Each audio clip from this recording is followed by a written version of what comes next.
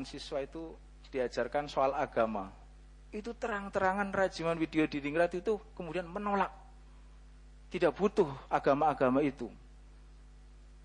Itu disebut di dalam disertasinya. Coba kalau kemudian kita kemudian membaca, yang lainnya juga membaca itu menarik juga.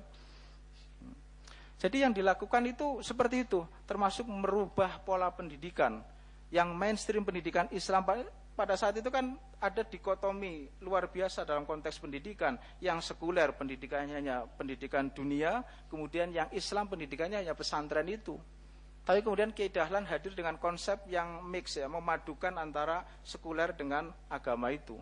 Dan itu yang sekarang kemudian dipraktekkan pendidikan konteks saat ini ya, gagasan dari Kiai Dahlan itu.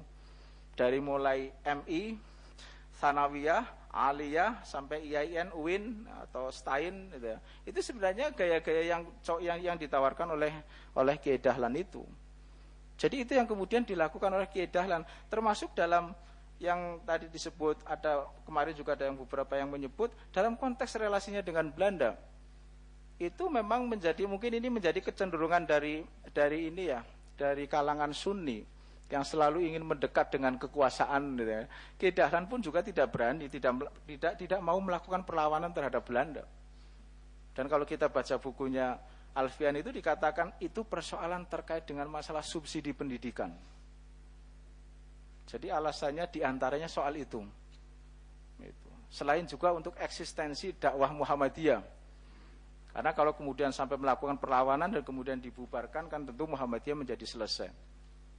Nah, relasi Muhammadiyah dan politik yang berikutnya yang kemudian kerap kali dipahami bahwa Muhammadiyah ada